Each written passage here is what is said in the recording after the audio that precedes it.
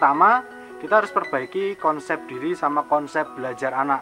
Kita mulai dari yang pertama dulu, konsep diri. Konsep diri, misalnya suatu kejadian anak dijudgement, dapat penghakiman dari lingkungannya atau dari orang tuanya bahwa dia adalah seorang yang kurang teliti. Kalau kurang teliti, anak akan mempercayainya, apalagi masih anak kecil. Dia akan lebih gampang percaya sama orang yang lebih dewasa. Suatu misal kejadian di sekolah yang dialami salah satu murid saya, dia di judgement sebagai anak yang kurang teliti. Dia nilainya sudah bagus, sudah sampai 95, 97. Kesalahan kecilnya hanya karena dia kurang teliti, Bapak Ibu. Kurang teliti. Baik. Ya. Jadi ketika dia kurang teliti, si gurunya atau orang tuanya ngomong, "Oh, kamu memang anak yang kurang teliti kok. Sudah papa lihat, sudah mama lihat, hasilnya selalu seperti ini. Kamu harusnya bisa nilai 100, bisa nilai sempurna, tapi karena ketidaktelitianmu, kamu jadi kurang sempurna hasilnya." Nah, jadi di sini peran orang tua sangat penting Pak ya untuk membentuk konsep diri anak-anak mereka Pak. penting sekali peran orang tua itu. Selain orang tua, lingkungan juga membentuk konsep diri anak-anaknya Pak ya. Suatu contoh kalau kita ngambil dari lingkungan, dalam suatu lingkungan ada beberapa kelompok untuk anak. Misalkan kelompok bermainnya dia atau tetangganya, paling dekat tetangga atau keluarga. Kita ambil contoh ke temannya. Si anak ini bergaul dengan berbagai macam teman. Jadi si konsep diri ini, ayo kita ke sana, kita main aja yuk, nggak usah belajar, besok tenang aja, besok nggak ada gurunya. Karena biasanya suka ada geng-geng sekolah tuh Pak, Ya. geng belajar, geng ini Pak ya. Dan hasilnya adalah mengarahkan anak ke hal yang tidak baik, mengarahkan anak untuk tidak mencapai tujuannya. Jadi hanya sekedar senang-senang aja, itu yang konsep diri yang salah. Nah, kabar baiknya Bapak Ibu bisa melatih anak-anaknya untuk memiliki konsep diri yang tepat. Konsep diri yang positif Pak ya. Sekarang kita ambil contoh, kita tanya Mbak Elisa. Siapa Mbak Elisa? Saya? Ya. Saya seorang presenter, saya seorang mungkin ingin menjadi trainer seperti Bapak ya. Oke. Sekarang kita balik, pertanyaannya kita balik Bapak Ibu. Kita balik pertanyaannya. Sekarang coba Mbak Elisa tanya ke saya. Siapa Bapak? Siapa Pak Chandra? Saya adalah orang yang semangat, cerdas, bijaksana, pandai bergaul, cekatan.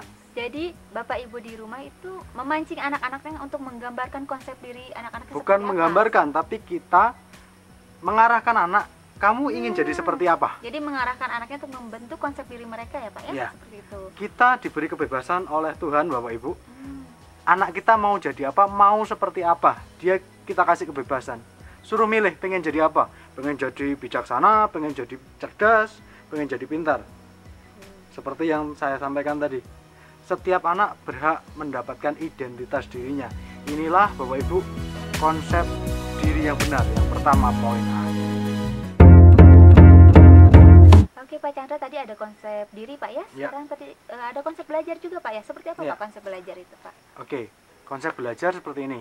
Misalkan kita tanya anak kita, belajar itu apa sih? Bapak Ibu silakan tanya putra-putrinya, belajar itu apa sih? Rata-rata anak akan menjawab belajar itu capek, membosankan, jenuh, bikin ngantuk. Biasanya seperti itu Bapak Ibu. Itu yang jawaban anak-anak pada umumnya selama 3 tahun ini saya studi kasus. Dan yang kedua, misalkan kita ambil satu kegiatan yang paling anak senengin. Bapak Ibu nanti coba di rumah, tanyakan kegiatan anak-anak yang paling disenengin. Cuma Mbak Elisa, kita ambil satu contoh, sebagian besar anak-anak senang bermain. Senang bermain, ya, nah, sebagian besar. Kita tanya ke anak-anak, bermain itu apa sih menurut kalian? Banyak anak yang menjelaskan ke saya bahwa bermain itu menyenangkan, seru, menegangkan, dapat menjalin pertemanan, teman tambah banyak sampai lupa waktu. Itu berkebalikan gitu kalau bermain.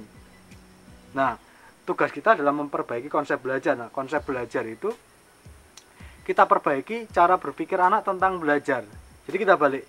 Tadi kan sudah saya jelasin tentang konsep belajar, tentang pengertian belajar menurut anak sama pengertian bermain menurut anak. Nah, Bapak Ibu tanyakan pelajaran yang paling sulit ke anak apa? Misalkan kita ambil contoh matematika. Betul. Matematika, apa sih menurut kamu matematika? Tanyakan seperti itu Bapak Ibu ke anaknya. matematika sebagian besar anak mereka menjawab matematika itu ribet, sulit, dan paling ekstrim gurunya killer, galak.